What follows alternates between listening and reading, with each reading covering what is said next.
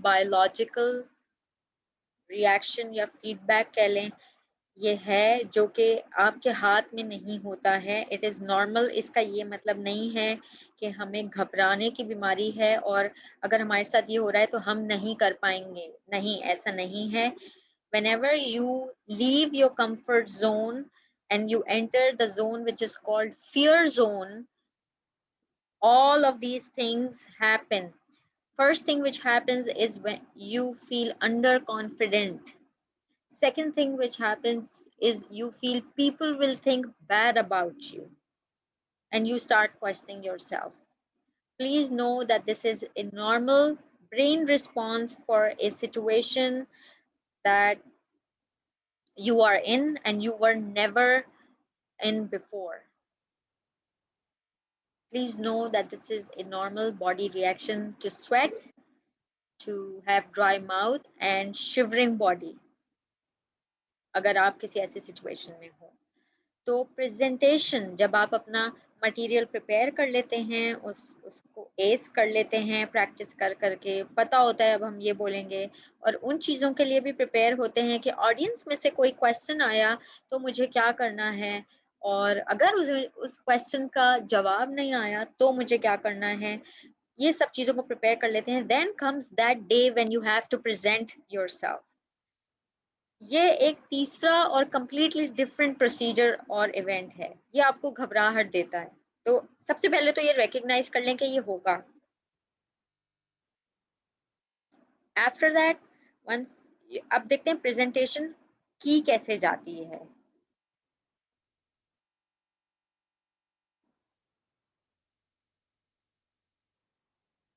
Presentation की preparation या उसकी रेसिपी क्या है?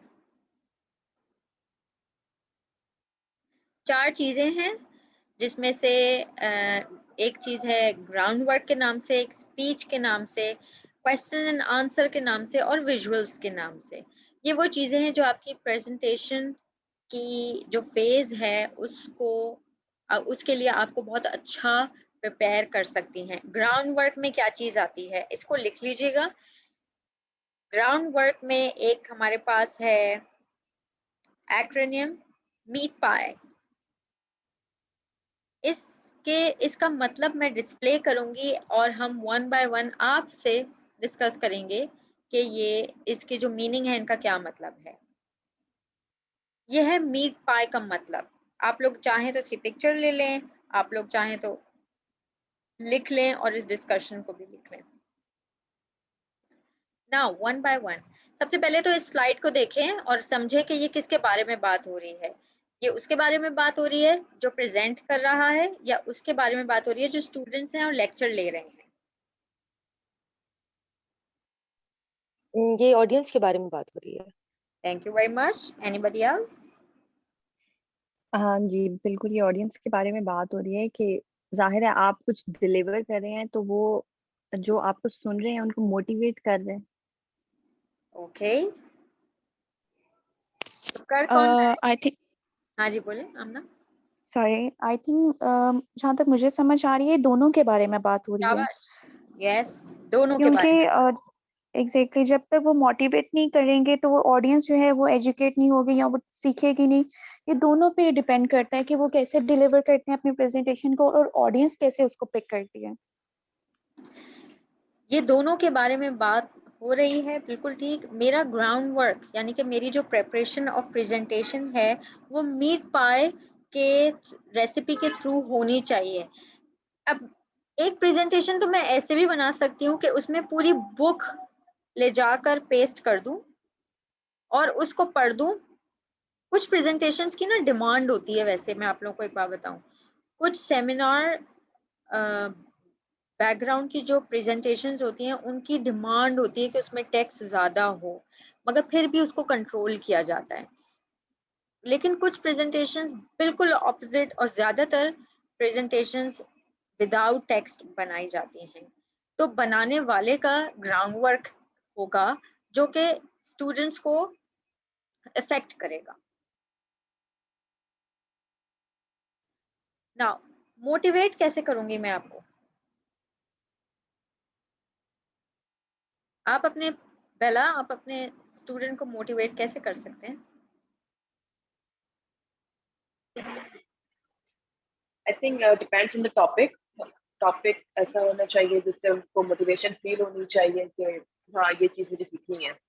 अच्छा, और पढ़ाने का तरीका I'll give you a situation here. There's a class and you're a teacher, and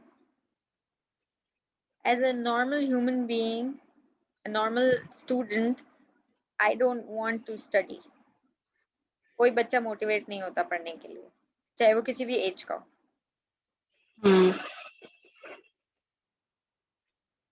तो कैसे मोटिवेट करेंगे? अब हमारे घर में है एक बच्ची है, उसने मुझे क्लियरली कहा मुझे पढ़ाई बहुत बोरिंग लगती है। I get bored when I study. अगर टिपिकली जो होता है पढ़ाने का तरीका कि बुक खोलो, रीडिंग करते जाओ, इसको पढ़ते जाओ, तो वो बोरिंग होता है। लेकिन अगर एक पढ़ाने का तरीका ऐसे कि चलो मैं कहानी की तरह बताती हूँ कि ये चीज़ ऐसे होती है, ये चीज़ वैसे होती है, इमेजिनेशन में लेकर जाएँ स्टूडेंट्स को या फिर उनको इनकरेज करें कि वो पार्टिसिपेट करें, उनसे पूछा जाए चीज़ें, तो मोटिवेशन क्रिएट होती है। ओके, ओके इरफान साहब, आप कुछ कहना चाह रहे हैं? अस्सलाम वालेकुम सैम। अस्सलाम वालेकुम। Good evening everyone. सैम, मैं ये कहना चाहूँगा कि it depends on your slide presentation. ठीक है, एक बात मैं कहूँ आप सबको कि अकॉर्डिंग टू द रिसर्च, ठीक है, जब आप प्रेजेंटेशंस किसी के आप देख रहे होते हैं या कोई आपको पढ़ा रहा होता है, तो आपके दो सेंसेस ऑक्यूपाई होते हैं, आपके विजुअल एंड ऑडियो। और जो विजुअल सेंस होता है वो अकॉर्डिंग टू द रिसर्च वो एक्सेप्ट करता है maximum 4 message at one time. ठीक है, अब जो स्टूडेंट्स बैठे हुए हैं उनके सामने आपने एक ऐसी स्लाइड खोली जो ऊपर से लेकर नीचे तक भरी हुई है, उसमें 3-4 पिक्चर्स लगे हुए हैं, डिफरेंट फॉन्ट्स हैं। वो उसका पहला रिएक्शन होगा कि ये पता नहीं क्या कोई भला चीज आ गई है, पता नहीं मैं समझ पाऊंगा या नहीं समझ पाऊंगा। ठीक है, तो ये सारा डिपेंड करता है आपके इंस्ट्रक्टर्स पे और आपके स्लाइड पे जो आपने बनाई है किस तरह की है। आपका स्पेसिफिक मैसेज होना चाहिए। ठीक है, और ये जो आपकी जो इन्वॉल्वमेंट होनी चाहिए स्टूडेंट के साथ, आपको पता होना चाहिए कि उनके फेस से क्या रिएक्ट कर रहे हैं, वो उनको समझ में आ रही है या नहीं आ रही। अगर आप पूरी की पूरी, जिस तरह अभी आपने थोड़ी देर पहले बताया कि बिल्कुल कॉपी पेस्ट कर दिया सारा का सारा, तो वो स्टूडेंट जो नया होगा वो बिल्कुल घबरा जाएगा कि पता नहीं मैं क्या समझने जा रहा हूँ। सो इसी तरह आपके जो ऑडियो रिसेप्टर्स होते हैं वो आपके 7 message at one time accept करते हैं। अच्छा, इस तरह मैंने अर्लियर सेट के जो आपके विजुअल सेंसेस होते हैं, सॉरी मैं थोड़ा लंबा टाइम लूंगा, जो विजुअल सेंसेस होते हैं, आवाज आ रही है? जी जी सर। हेलो? जी बिल्कुल आवाज आ रही है और बिल्कुल आप बात अच्छा, कीजिए। हाँ सर, मैं कह रहा था कि जो आपके विजुअल सेंसेस होते हैं जो कि at one time 4 message accept करते हैं, उसको अगर आप एट वन टाइम 8 मैसेज दे देंगे ना, तो वो ऐसा नहीं करेगा कि 8 में से 4 पिकअप कर लेगा। It will pick up none of them. Exactly, thank you. ठीक है, तो वो Yes, को yes. फिर जब 4 मैसेज आएंगे ना सामने, इस तरह suppose I believe so many aviation people are here, जैसे अगर आपने मिसाल के तौर पे आपका है कार्डियो पल्मोनरी रिससिटेशन सीपीआर। ठीक है, अब उस पे प्रोसीजर्स तो बहुत सारे हैं, इन्फेंट है, चाइल्ड है, बट अगर आप सिर्फ इतना लिखेंगे CPR is an emergency procedure, ठीक है, अब स्टूडेंट के कान खड़े हो जाएंगे कि भाई क्या कौन सा प्रोसीजर है। वो फिर आपने अपने अल्फाज में स्टूडेंट की अटेंशन ग्रैब करनी है कि क्या है, ये किस किस सिचुएशन में होता है, आपके स्टेप्स क्या क्या हैं इस पे। अगर आपने एक स्लाइड खोली है उसमें पूरा सीपीआर का प्रोसीजर है, बीच में उसका इन्फेंट का भी प्रोसीजर है, बीच में उसका चाइल्ड का भी प्रोसीजर है, तो वो एकदम से ना ब्लैंक हो जाएगा कि मैं इतनी सारी चीजें पता नहीं क्या मेरे सामने आ गई है। तो इस तरह उनको स्टेप बाय स्टेप मोटिवेट करें कि इतना मुश्किल नहीं है। ठीक है, मैं हूँ, you are allowed to ask me 10 times if you do not understand. ठीक है, बट वंस यू सेड के नाउ यू हैव अंडरस्टूड, उसके बाद फिर आपका बैक ऑफ का नहीं होगा कि नहीं मैं वो पिछला मुझे आर्टिकल समझ में नहीं आया तो आप वापस चले जाएं। तो इस तरह आप एक स्लाइड को इस तरह से प्रेजेंट करें कि स्टूडेंट को लगे कि नहीं ये मैं समझ सकता हूँ, ये इतनी मुश्किल चीज नहीं है। बेशक वो मुश्किल चीज हो, इंस्ट्रक्टर को पता होती है। और स्टूडेंट के साथ इंडल्ज रहें कि आपको पता होना चाहिए कि जो आप बता रहे हैं वो समझ में आ रही भी है या नहीं आ रही उसको। आई कैन कंटिन्यू, लाइक इसके प्रेजेंटेशन में तो आपके बहुत सारी चीज़ें आ जाती हैं, लाइक अवॉइड कंप्लीट सेंटेंस में आ जाता है। ठीक है, आपकी जो टाइटल होता है, टाइटल में आपका जो अकॉर्डिंग टू रिसर्च है वो नॉट मोर देन 6 वर्ड्स होने चाहिए, ताकि जो स्टूडेंट देख रहा है ना, टाइटल पढ़ रहा है, उसे पता होना चाहिए कि क्या स्पेसिफिक टॉपिक है। इसी तरह वो टाइटल के नीचे जो आपके बुलेट्स के साथ बुलेट्स के साथ लाइंस जो होते हैं, उसमें आपके नॉट मोर देन 7 वर्ड्स नहीं होने चाहिए। वो एक स्पेसिफिक चीज होनी चाहिए, ताकि बाकी जो बोलना है ना, बाकी जो डेप्थ में समझाना है, वो इंस्ट्रक्टर अपनी जुबान से समझाएगा उनको, इसलिए फिर वो एक्टिव रहेंगे। यहाँ पे अगर ये करेंगे, आपने पूरा प्रोसीजर लिख दिया और इंस्ट्रक्टर अगर ब्लैक बोर्ड की तरफ या प्रोजेक्टर की तरफ मुंह करके समझा रहे, आई कैन बेट यू के पीछे 50% लोग सो रहे होंगे। सो इस तरह आप छोटी छोटी बात पे मोटिवेट कर सकते हैं कि देखिए इतना मुश्किल नहीं है, ठीक है, बुलेट्स में छोटे छोटे आर्टिकल्स हों, इतने लंबे लंबे नहीं हो, और उनकी डेप्थ में ना स्टूडेंट के साथ क्वेश्चन आंसर करते हुए आप उनके साथ लेके जाएं। वरना एकदम से इतनी बड़ी स्लाइड खोल देंगे जिसमें 3-4 पिक्चर्स होंगी और पूरी ऊपर से लेकर नीचे तक भरी हुई होगी, तो वो ये कहेंगे कि पता नहीं कि ये क्या चीज मैं समझने जा रहा हूँ या जा रही हूँ, मुझे समझ में आएगा भी या नहीं आएगा। ठीक है, over to you sir. Thank you so much, Irfan Saab, and everybody. Irfan Saab has a vast aviation experience. He was leading cabin crew DCC in Shaheen years for a very long period. He's my teacher as well, and we had previously had a session, interactive session before. I learned a lot of things from him. He was giving more input naturally. तो ये एक बहुत अच्छा हमारे पास जिसे कहेंगे एक gateway है कि इरफान साहब एक डिफरेंट एस्पेक्ट से और अपने एक्सपीरियंस से हमें शेयर कर रहे हैं। Thank you Sam, thank you very very much for being here with us today, and आपकी ऑलवेज लव टू। एक्सपीरियंस, आपका डिफरेंट चीज़ों को देखने का तरीका, because of your experience is very helpful. Thank you Sam, thank you, I really appreciate. Thank you so much. Thank you. Thank you for your input. I believe, ladies, आपने input अपने notes लिए होंगे जो इरफान साहब ने बात की है about the chunks, things which brain can carry, the amount of information and knowledge pieces of knowledge which your brain can carry. इन चीज़ों को जहन में रखें ताकि आप अपने स्टूडेंट को समझने में आसानी हो, और उसके बाद आपका patience level as an instructor बढ़ जाता है जब आप ये जान लेते हैं कि ब्रेन की इतनी कैपेसिटी है नहीं जितनी मैं एक दूसरे स्टूडेंट से एक्सपेक्ट कर रहा या कर रही हूँ, तो मुझे उसको उस हिसाब से ही पढ़ाना है। लर्निंग को आसान करना इज इफेक्टिव, मुश्किल करना लर्निंग को इफेक्टिव नहीं है। अगर हम लोगों को टेस्ट करेंगे इन बेसिस पे, सो दैट इन बेसिस पे कि वो फेल हो जाएं, तो people will not learn out of it. लोग अच्छा, एक चीज मैं ऐड कर लूं सैम, yes में। please, yes please. अच्छा, फ़ॉन्ट्स जो आपके टेक्स्ट फ़ॉन्ट्स होते हैं, बैकग्राउंड कलर, ठीक है, ये भी बहुत मैटर रखता है। इस पे जो एक्सपर्ट्स ओपिनियन है वो 2 हैं, ठीक है, just for the knowledge for the everyone, कि black font with white background, ठीक है, एक तो ये है, और दूसरा एक्सपर्ट ओपिनियन ये है कि blue background with yellow font, ठीक है, ये आपका विजिबल रहता है। क्लास के बिल्कुल लास्ट लाइन में जो स्टूडेंट बैठा होता है ना, इवन उसने चश्मा भी लगाया तो उसको बिल्कुल क्लियर नजर आ रहा होता है कि ये क्या चीज विजिबल है। तो ये भी एक छोटी सी पॉइंट थी जो मैंने मिस कर दिया था। Please go ahead Sam. Thank you so much, girls. I urge you to take these notes, especially who are up for running sessions. Now, moving back, thank you so much again. Moving back to motivate. आपको पता है कभी आप किसी ऐसी class या किसी ऐसे सेशन में बैठे हैं जहाँ पे आपने एक अपनी गिवन एज में, बड़ी एज में, आपने एक सवाल का जवाब दिया और आपको एक कैंडी मिली हो? किसी को कुछ याद है?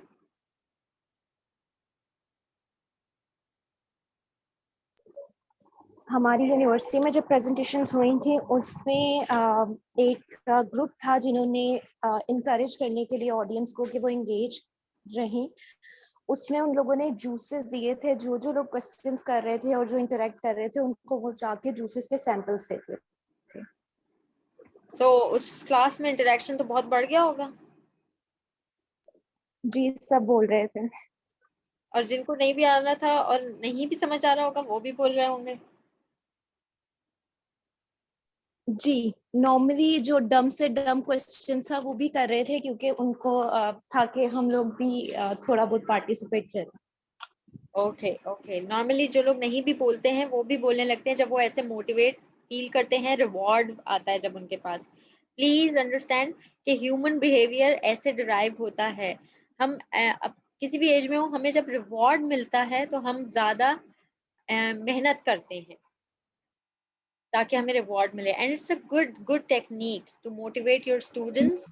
और गिविंग, इनकी बात पे बिल्डअप करते हुए एक चीज़ मैं बताना चाहूँगी कि आपके स्टूडेंट से आने वाला कोई भी सवाल गलत नहीं होता, वो आपके लिए लर्निंग अपॉर्चुनिटी होती है। Because if you have 15 students in your class, you have 15 individuals in your class, and all 15 of them are thinking differently. So please stay prepared of 15 different types of questions. Yes, Nauzeen. मैं university में एक ज़ेबरिस university में course करी थी, HR का short सा course था। वहाँ पर मैंने एक चीज़ सीखी थी। छोटी सी क्लास ही हमारी 16 मेंबर थे वहाँ पे। तो वहाँ पे ना एक स्टूडेंट था जो कि वो भी पठान था, उसको एचआर के बारे में बिल्कुल भी नॉलेज नहीं थी। एचआर का कोर्स था 3 मंथ्स का, और वो सिर्फ एचआर जॉब्स बहुत जगह में करता था और बहुत ज़्यादा वो एचआर से मार्क खाता था, जिसकी वजह से ना वो एचआर का कोर्स करने के लिए आया था। तो वो, और उसको ना बिल्कुल भी नॉलेज नहीं थी, अवेयरनेस नहीं थी, अंडरस्टैंडिंग नहीं थी। क्लास में आके ना वो सारे, वो आपको पता है, वो फिर जिस लेवल के स्टूडेंट्स बैठे थे उसमें वो बिल्कुल ही ज्यादा लो लेवल का था। उसको हर चीज को समझाने के लिए उनको सर को उर्दू में अलग से बताना पड़ता था। वो इंग्लिश में भी ब्रीफ करते थे और साथ में उर्दू में भी ब्रीफ करते थे, और जरा सा भी वो कुछ भी आंसर करते थे तो सर उनको पूरी क्लास में मोटिवेट करते थे। और एक दफा उन्होंने, यानी कि नॉर्मल रूटीन में शुरू में वो इतना अच्छा आंसर नहीं करते थे, एक दफा इतना अच्छा उन्होंने ब्रीफ किया रिक्रूटमेंट के बारे में कि उन्होंने उनके लिए क्लैपिंग करवाई, and he was very happy कि मैं लाइफ में इस तरह से कभी अप्रिशिएट नहीं हुआ। हमेशा जो है ना वो डिसहार्ट था कि मुझे कभी अप्रिसिएशन नहीं मिली, और फर्स्ट टाइम उसको क्लैपिंग इतनी ज्यादा उसको अच्छी लगी कि उसके बाद वो क्लास में उसने अपना इंटरेक्ट करना शुरू किया। उसको ठीक आता था जवाब, गलत आता था जवाब, बट ही स्टार्ट ज्वाइन करना शुरू कर दिया, बोलना शुरू कर दिया। यानी 3 months के पीरियड में अगर वो खामोश रहते थे और मोटिवेटेड नहीं थे तो उन्होंने, और वो उनको समझ नहीं आती थी कुछ फंक्शंस की एचआर की, at the end of the course उन्होंने इतनी अच्छी एक चीज ब्रीफ की मोटिवेशन के बाद, यानी लर्निंग बढ़ गई। और I really salute that teacher जिनके बारे में आप बात कर रही हैं। These are the teachers who make the change. कभी भी आपका सबसे चैलेंजिंग स्टूडेंट, आपके लिए सबसे बड़ा चैलेंज ही वो है जो कि समझने में जिसको दिक्कत हो रही है, और उसको एक सरफेस पर लाना और उसको जो ये बता रही हैं, डिस्क्राइब कर रही हैं, मोटिवेट करना is a challenge for you, and I challenge everybody in this today on this platform के अपनी लाइफ में कभी किसी एक इंसान को इस लर्निंग प्रोसेस से जरूर गुजारिएगा, and trust me, you will feel good. ऐसा ही है, लाइफ में हमेशा इंसान को मोटिवेट करना चाहिए, चाहे आप किसी भी फील्ड में हैं, किसी भी प्लेस पर हैं, किसी भी प्लेटफॉर्म पर हैं। उस क्लास में एक चीज ये थी कि एक स्टूडेंट था, वो जेलस फील करता था। वो कहता था कि सर ये छोटा सा भी आपको आंसर करें, आप इनको इतना अप्रिशिएट करते हैं, इतना मोटिवेट करते हैं, हालांकि वो इतना, उसको नॉलेज नहीं है, इतनी समझ नहीं है, लेकिन आप उसको बार बार अप्रिशिएट करते हैं। और वो उनको मोटिवेट करते थे कि हाँ तुम बोलो, चाहे गलत बोलो, लेकिन बोलो, गलत बोलोगे तो तुम सीखोगे। इस तरह से वो उसको मोटिवेट करते थे। But one student he feel jealous, और वो हमेशा उससे अच्छा प्रेजेंट करने के लिए ना खुद को आगे करता था। बट वो उनको दोनों को कहते थे मैं आपको भी मोटिवेट करता हूँ, but he still he feel jealous. तो ये कि प्लेटफॉर्म पे कहीं पे भी चले जाएं तो हमेशा ना हमें इन सबको साथ लेके चलना चाहिए, मोटिवेट करना चाहिए और ब्रीफ करना चाहिए। Thank you again, thank you very much Nazeen. जब स्टूडेंट टाइप्स में आप कभी इस सेशन का हिस्सा नहीं है, स्टूडेंट टाइप्स, ये आपने बहुत अच्छा एक टॉपिक उठाया है। वो लोग जो अपने डिलीवरी सेशंस के लिए प्रिपेयर कर रहे हैं, please do learn about student types. These student types are some, student types के बारे में मैं इसलिए स्ट्रेस देती हूँ क्योंकि ये वो वेरिएबल है जो आप प्रिडिक्ट नहीं कर सकते कि आपकी आज क्लास में किस तरह का स्टूडेंट आने वाला है, उसके लिए मैं पहले से प्रिपेयर हूँ। तो तो इसलिए आपको सारी स्टूडेंट टाइप्स पता होनी चाहिए और सारे स्टूडेंट टाइप्स को कैसे हैंडल करना है ये आना चाहिए, ताकि किसी भी टाइप का स्टूडेंट सरफेस पे आ जाए तो आप उसे respectfully, like I said in the beginning of my session, respectfully handle करेंगे। क्योंकि कोई वजह है जो उसको वो चीज़ समझ नहीं आ रही कि वो उस लेवल पर नहीं है, और ये आपकी जिम्मेदारी है कि आप उसे रिस्पेक्टफुली कैसे हैंडल करें, कीपिंग इन माइंड कि दूसरी क्लास का भी टाइम वेस्ट ना हो। मोटिवेट के पास एजुकेट कैसे करते हैं? अपने कंटेंट से जो आपने प्रिपेयर किया है, तो इस पर हम काफ़ी बात कर चुके हैं। अम्यूज़ करना बहुत ज़रूरी है क्लासरूम में। अच्छा, ये बड़ा ट्रिकी एक फेज होता है जिसमें इंस्ट्रक्टर क्लासरूम में कोई अम्यूजमेंट के लिए कोई एक्टिविटी या कोई वाकया सुना देते हैं और ऑल ऑफ अ सडन तमाम की तमाम क्लास शिफ्ट हो जाती है, कैरिड अवे हो जाती है। तो ये इंस्ट्रक्टर की जिम्मेदारी है कि वो अम्यूजमेंट का एलिमेंट डाले और कंट्रोल भी रखे कि तमाम की तमाम क्लास इंटरैक्टिव सेशन के दौरान कैरिड अवे ना हो। ऐसे बहुत से सेशंस होते हैं जिनकी रिक्वायरमेंट होती है इंटरैक्शन, और उस इंटरैक्शन को भी अलाइव रखने के लिए अम्यूजमेंट का एलिमेंट डाला जाता है, लाजमी डाला जाता है। तो उसके लिए ज़रूरी है कि आप उस चीज़ को कंट्रोल में रखें, and whenever you feel that the class is being carried away, तो आप उनको कैसे रिस्पेक्टफुली अगेन वापस लेकर आएं कि लोगों को बुरा नहीं महसूस हो। Never ever point out one person and never ever isolate yourself from others. There is no I, there is us and we. Teach करेंगे in a manner that is again very respectful, and be very very time punctual when you are teaching. Teaching के ये जो जितने भी यहाँ पर elements art लिखे हुए हैं ना, इनके अंदर फर्दर सब डिविजन है, इसीलिए मैंने शुरू में कहा था कि इसकी पिक्चर ले लें और इनके बारे में पढ़ें कि एक क्लासरूम एनवायरनमेंट में अम्यूजमेंट कैसे होती है, टीचिंग कैसे होती है। तो टीच करना इज एन आर्ट, उसमें ढेर सारे और एलिमेंट्स आते हैं कि जिस तरह मैं अपने एक लाइक फाइक स्टूडेंट को टीच कर रही हूँ, उसी तरह उसको भी जिसको थोड़ी मदद की ज़रूरत है उसी रिस्पेक्ट और उसी इंटेंसिटी के साथ टीच करूँ कि उसको भी समझ आए। परसुएड का क्या मतलब है? Can anybody tell me?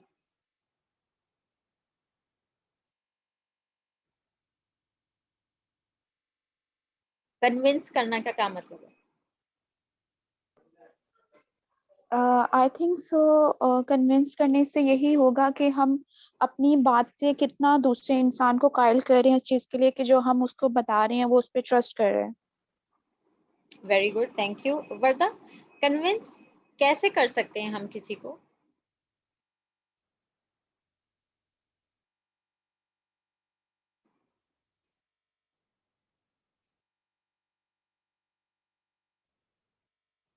Anybody, कोई मेरी बात से कन्विंस क्यों होगा? मैं ऐसा क्या करूं कि मैं किसी को अपनी बात से कन्विंस कर लूं?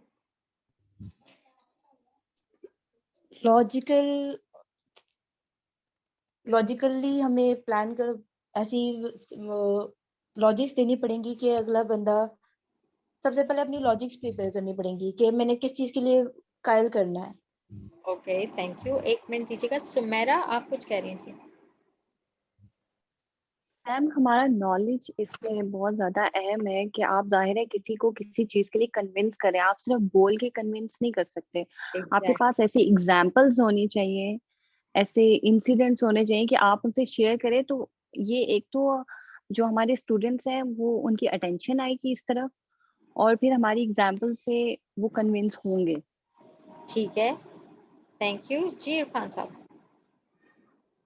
Sir, I think we have to give examples which is proven, जो proven theory आपकी हो चुकी है in the past, जी ठीक है, उस पे हम वो हम एग्जांपल्स दे सकते हैं। सपोज इस तरह कोविड के शुरू में people are not bother to wear mask, ठीक है, बट हम गवर्नमेंट ने कन्विंस किया है सब लोगों को कि ये बहुत हाईली ट्रांसफरेबल डिजीज है, ठीक है, you have to wash your hands and wear mask.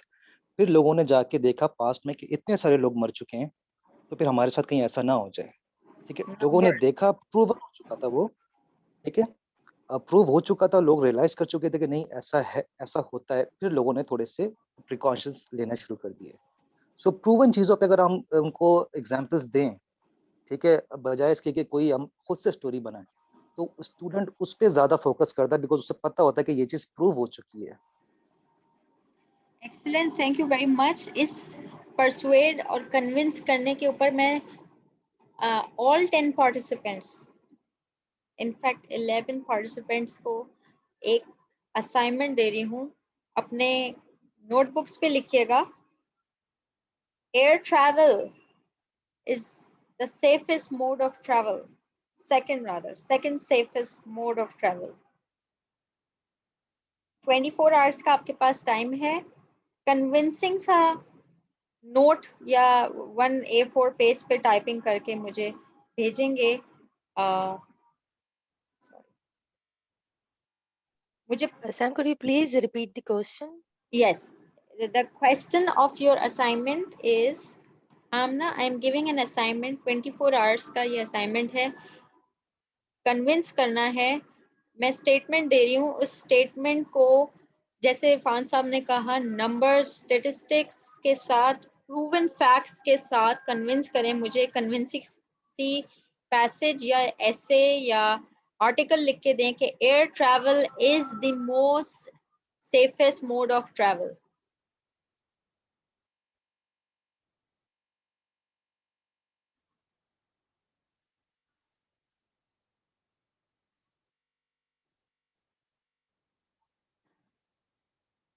सबको मिल गया, समझ आ गया? अगर किसी को समझ नहीं आया तो मुझे बताइए। समझ में आ गया। मैं चैट बॉक्स में भी लिख रही हूँ।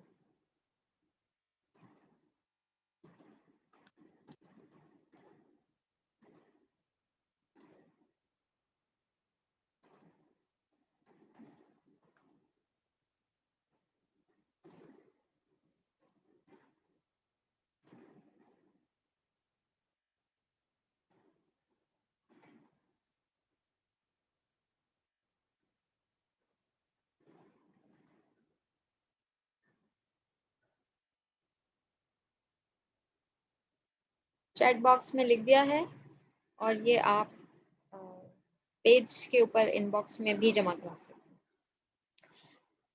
इंस्पायर का मतलब है, सॉरी, कौन सी चैट बॉक्स? मुझे चैट बॉक्स नीचे आप, अगर आप फोन से कनेक्टेड हैं तो नीचे एक अदद जो टूल बार आ रही होती है उस पर चैट का ऑप्शन आ रहा होता है। और अगर thank you. Okay, thank you. अच्छा, everybody again I would request you कि आप जब ये मीटिंग एंड हो जाए तो लिंक पे क्लिक करके वापस तशरीफ ले आइएगा जो कंटिन्यू करना चाहें। इंस्पायर का मतलब है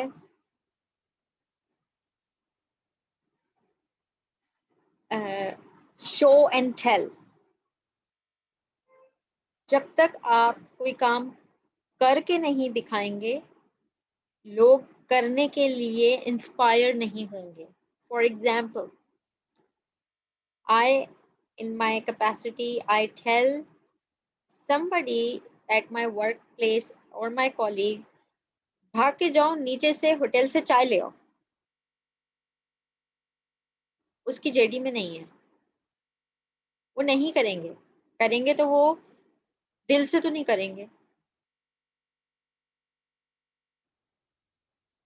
हाँ, मैं यूं करूंगी तो बहुत इंस्पायरिंग एक्ट होगा कि मेरे कुलीग को जरूरत है, बहुत सुबह से काम करें, थोड़ी देर में नीचे गए, होटल से चाय उठा के लाए, अपने कोलीग को दी और उससे कहा कि you are working since morning, there you go, have a cup of tea and take a break of 5 minutes. Now this will inspire your colleague to do the same for you.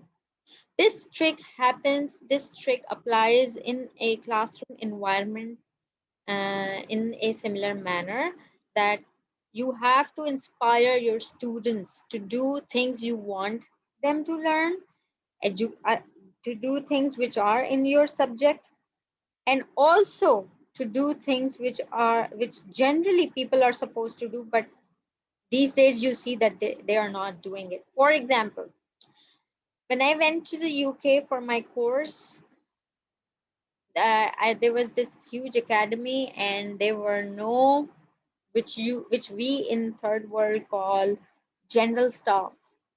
उनके पास इतनी बड़ी in property में general staff कोई नहीं था, जिसे हम peon भी कहते हैं, टी बॉय कहते हैं, कुछ नहीं था. If a director wants a cup of tea, he and she would go make their cup of tea, and if they see somebody who's tired and running around, they would make a cup of tea for them regardless of their designation, and sit on their seat.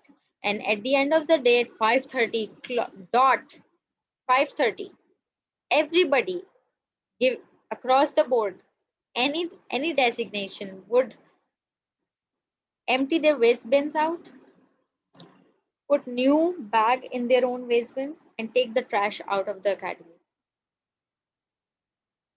This is true inspiration unke culture mein, at least us organization mein.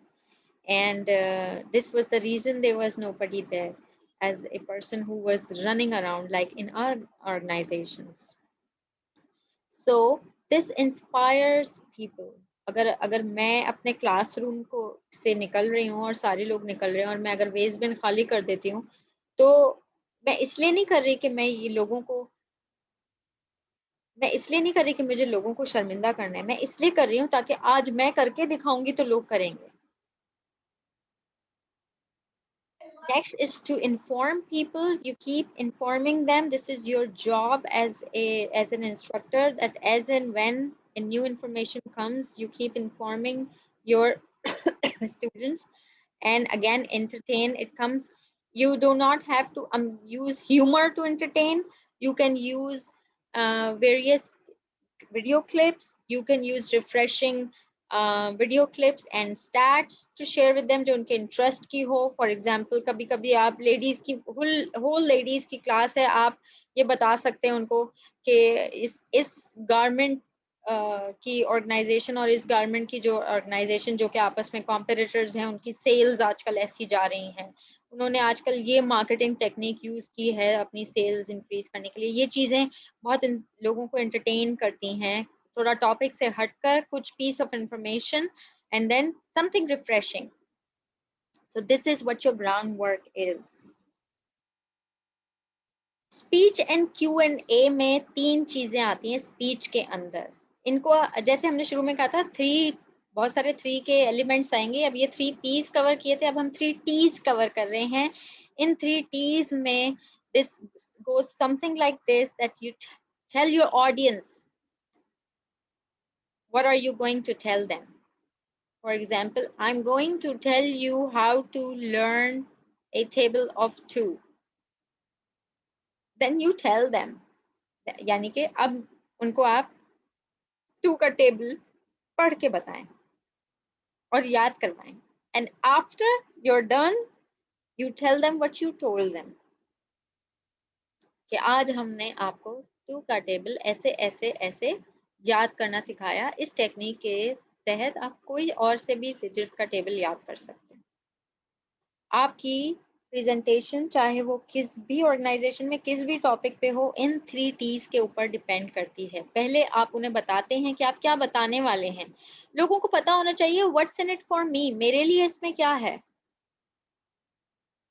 जैसे आपको पता है आज के आपके लिए इसमें क्या है, आपको प्रेजेंटेशन डिलीवरी आएगी. So what's in it for me, I'm going to learn table of 2.